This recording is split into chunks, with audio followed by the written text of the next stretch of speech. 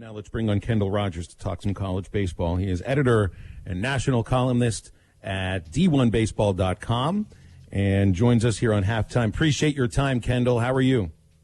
I'm doing pretty good. I'll tell you what, I was kind of riding a high all weekend, and then, of course, Monday, and I drove back from Arlington to Houston. And I have to admit, when I sat down in my office chair and started doing some writing, I think the weekend kind of caught up with me. But I'm back. I'm ready. And, boy, what an exciting weekend for Arkansas baseball. Well, you're not kidding. And really an exciting weekend for the SEC overall. I went to sleep at 8:30 last night. I had nothing left, absolutely nothing left. I feel great today, though. So I wish we had a baseball game today. So here's one thing that for fans to know about what we saw this past weekend. And this has to do with Arkansas, but this also has to do with all the other teams that were there. And I saw this on D1 Baseball, Kendall. Out of the 8 fastest thrown fastballs in all of college baseball last weekend across the country, 7 of those fastballs were thrown at Globe Life Field. 2 of them by Razorbacks, Jackson Wiggins and Peyton Paulette. That's a big fat wow right there, Kendall. No, it really is. I mean, we look around the country. I mean, I thought Jim Schlossnagle said it best when we were talking about Jackson Wiggins. He's like, this is the 13th arm they used over the weekend, and the kid was 96, 98. So, I think it kind of goes back when you look at the Matt Hobbs formula. He certainly wants his guys to have pitchability and stay around the zone and things like that. But, he made some mistake about it.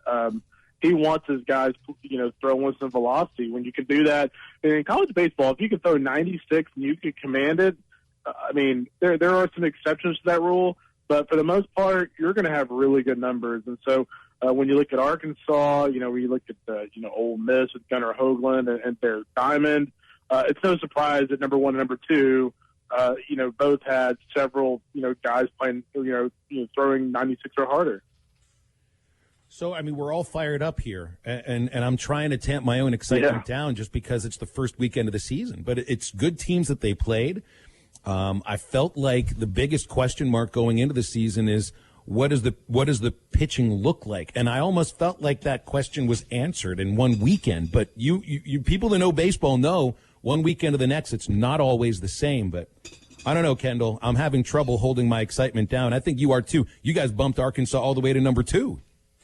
Yeah, I mean, I love what I saw. I mean, I think when you look at this lineup top to bottom, Colin Smith, Brady Slavens. I mean, Casey Opitz was outstanding over the weekend. I thought Jalen Battles, he might be my favorite player on this team just because of the way he plays the game. I mean, he's energetic. He's got a lot of charisma out on the field. He had a stronger offensive weekend than I think Van Horn was expecting. I mean, he kind of said that. Like, I'm not sure I was expecting him to have that good of an offensive weekend. And so for that lineup to do everything it did without a guy like Matt Goodhart, that was really impressive. And then you look at the pitching staff, and certainly I thought Zeb Vermillion was just okay.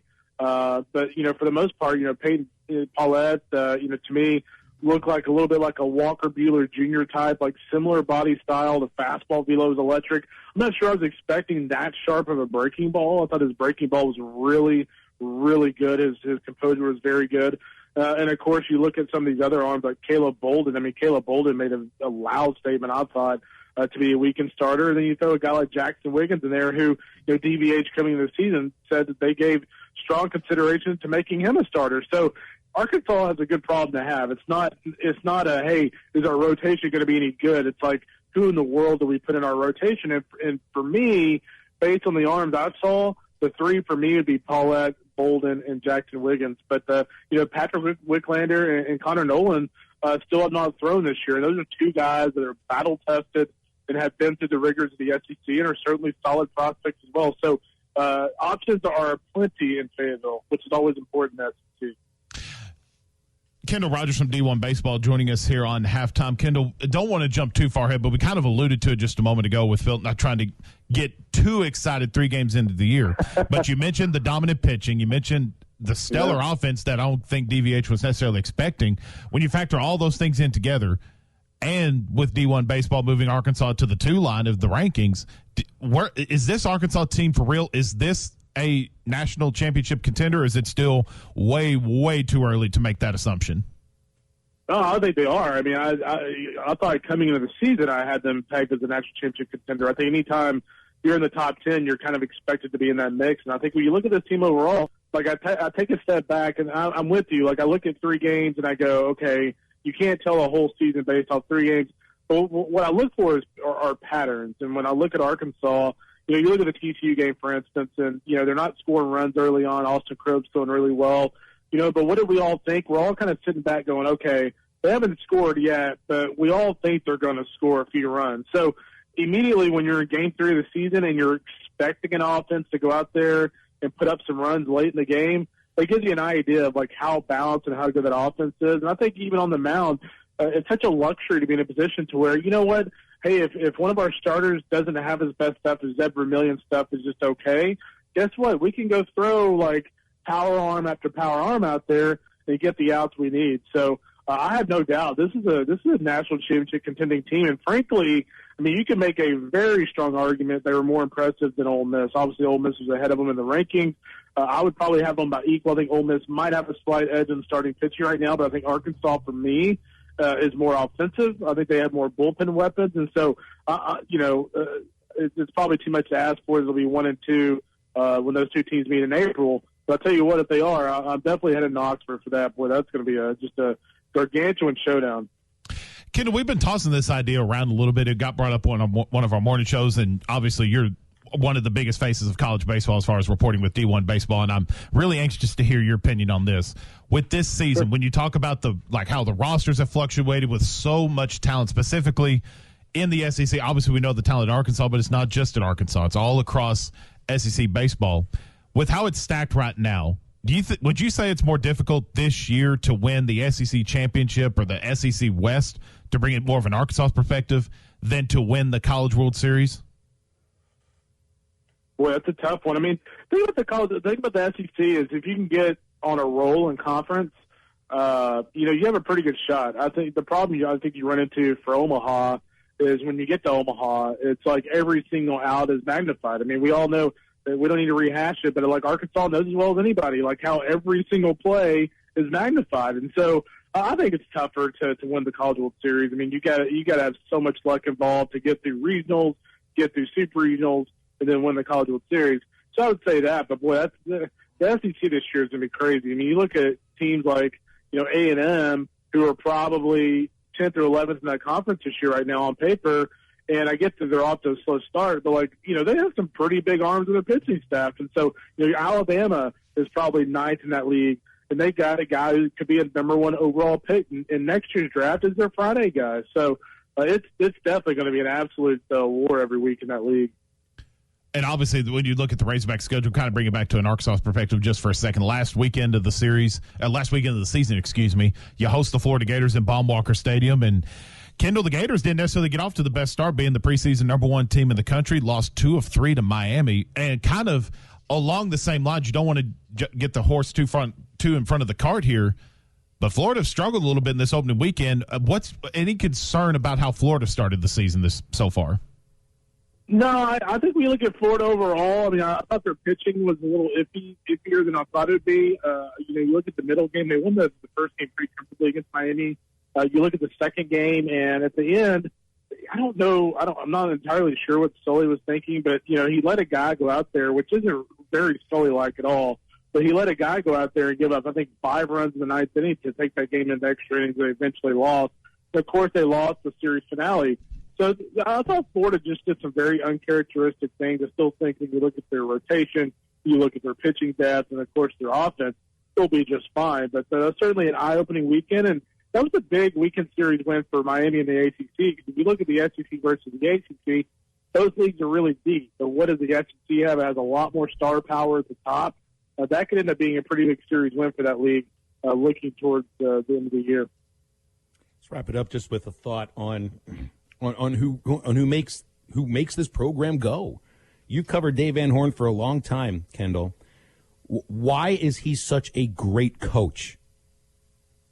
I think the thing about Dave is I think he demands a lot out of his players. I mean, if you talk to him in the fall, it's kind of funny when I was on the Zoom call the other day after one of the games, I kind of told him, I was like, hey, man, you're going to kill me. But, when I look at Peyton Paulette, I see Walker Buehler. And so, he's just one of those guys, he's never going to sit there and pump some guy up more than he needs to be. There's accountability in that program. They certainly recruited at a really high level. I think Nate Thompson and Matt Hobbs do as good as anybody in the country and going out and evaluating, going out and getting guys. I mean, Jackson Wiggins, for instance, there were a couple of publications that had him ranked in like the mid 300s nationally as high school prospects. And so I look at that, I'm like, yeah, like he's a lot better than 340th in the country. And so what that tells me, they do an excellent evaluation job. And so I think that what they do, they go out and get kids that are talented, get kids that they feel like have projection. And also, most importantly for me, is get kids who mesh with that program. They're going to give 100% day in and day out.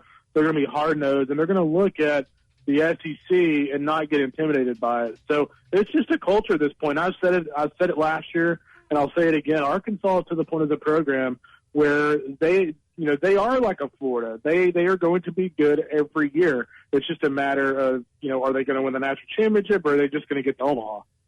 There's something that stands out about this program too, Kendall, in the way that they go about their business. And look, I love college baseball for the effusive atmosphere, for the celebrating and all that kind of stuff. And the Razorback players do celebrate, but I've always felt like they don't go over the top. They stay in the dugout for celebrations.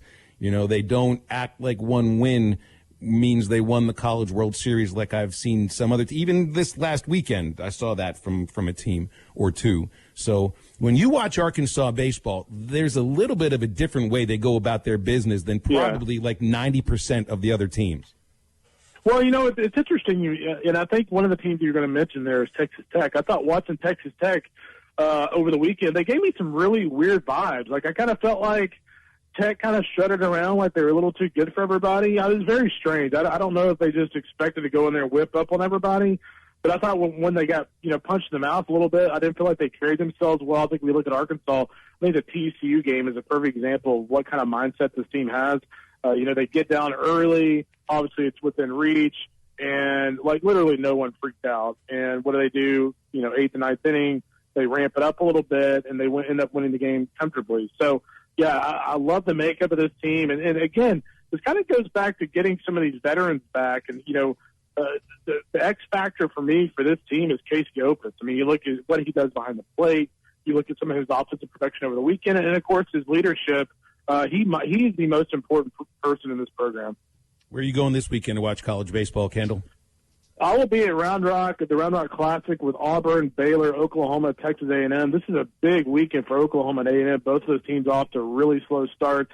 Both of them have strong leagues they're dealing with. So both those teams need a strong weekend. And of course, Auburn. I'm really intrigued to see those guys. Richard Fitz, their Friday starter. We talk about so many premier Friday starters in this league. Richard Fitz had a wonderful fall. Expected to be a top 10, top 15 pick in the draft. This will be my first look at him, so I'm really excited to see the Tigers as well.